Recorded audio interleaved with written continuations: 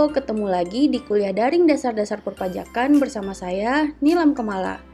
Pada pertemuan kali ini, kita akan membahas tentang pengantar hukum pajak sesi 2. Sebenarnya, ini lanjutan pertemuan minggu lalu sih. Bahasan kali ini akan melingkupi pertama, klasifikasi pajak, kedua, retribusi dan bea materai, ketiga, penerimaan negara bukan pajak, dan keempat, tarif pajak. Pertama, kita bahas dulu tentang klasifikasi pajak. Dalam mendesain sistem pajak, pemerintah terlebih dahulu harus memahami karakteristik pajak yang akan dipungut. Nah, berikut ini adalah klasifikasi pajak yang digunakan dalam sistem perpajakan di dunia.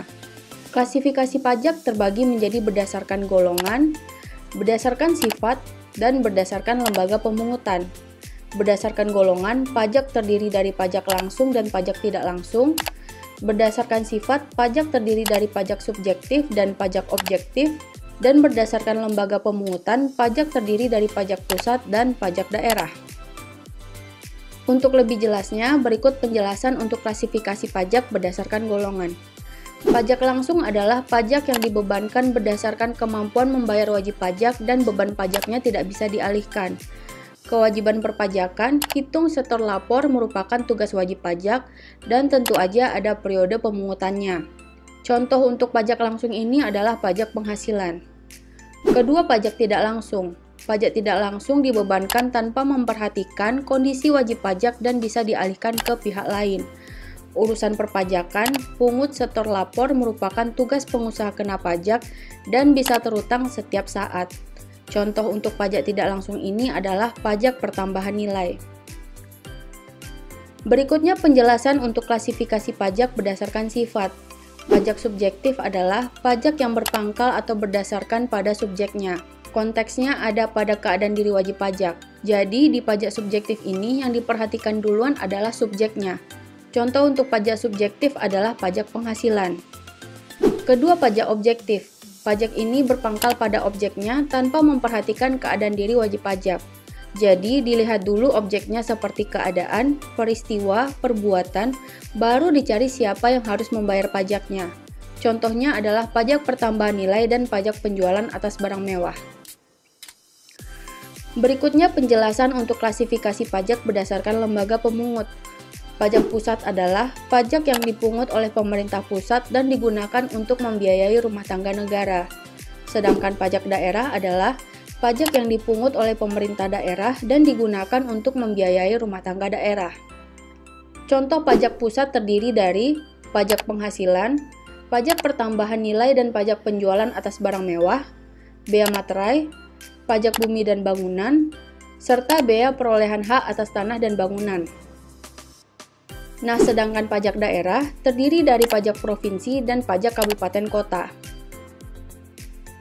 Pajak provinsi terdiri dari pajak kendaraan bermotor, bea balik nama kendaraan bermotor, pajak bahan bakar kendaraan bermotor, pajak air permukaan, dan pajak rokok.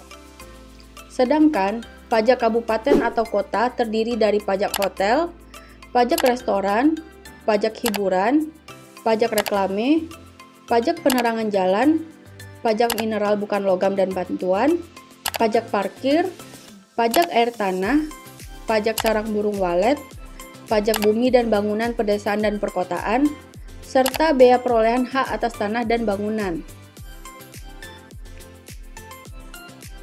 Bahasan kedua hari ini adalah retribusi dan bea materai.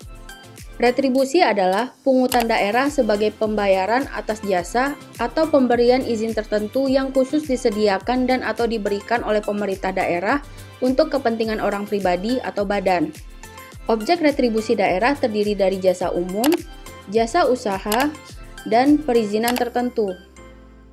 Retribusi jasa umum dikenakan atas pelayanan yang disediakan atau diberikan pemerintah daerah untuk tujuan kepentingan dan kemanfaatan umum serta bisa dinikmati oleh orang pribadi atau badan.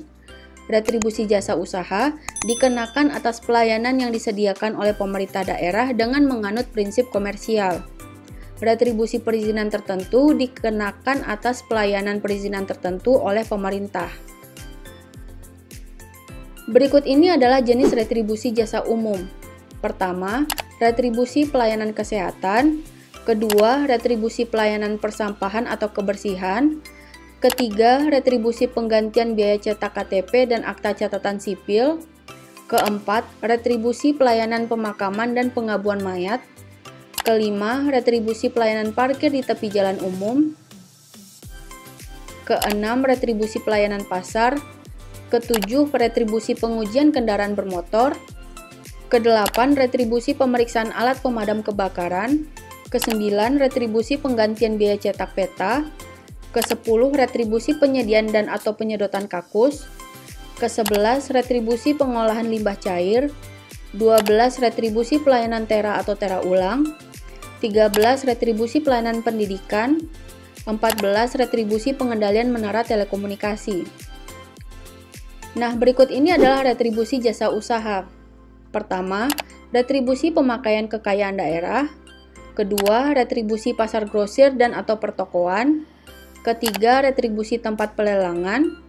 Keempat, retribusi terminal. Kelima, retribusi tempat khusus parkir. Keenam, retribusi tempat penginapan atau pesanggerahan atau villa.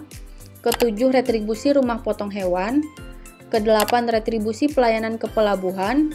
Kesembilan, retribusi tempat rekreasi dan olahraga. Kesepuluh, retribusi penyeberangan di air. Ke-11, retribusi penjualan produksi usaha daerah. Dan ini adalah jenis retribusi perizinan tertentu. Pertama, retribusi izin mendirikan bangunan. Kedua, retribusi izin tempat penjualan minum beralkohol. Ketiga, retribusi izin gangguan.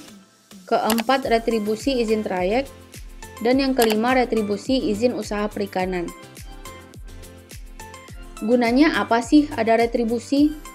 Jadi, prinsip dan sasaran penetapan tarif retribusi sebagai berikut. Pertama, untuk jasa umum, ditetapkan dengan memperhatikan biaya penyediaan jasa, kemampuan masyarakat, aspek keadilan, dan efektivitas pengendalian atas pelayanan. Biaya apa sih yang dimaksud? Contohnya seperti biaya operasi dan pemeliharaan, biaya bunga, dan biaya modal. Untuk jasa usaha, didasarkan pada tujuan untuk memperoleh keuntungan yang layak. Layaknya gimana nih? Ya, pelayanan jasa usaha yang diberikan dilakukan secara efisien dan berorientasi pada harga pasar. Untuk perizinan tertentu, didasarkan pada tujuan untuk menutup sebagian atau seluruh biaya penyelenggaraan pemberian izin yang bersangkutan.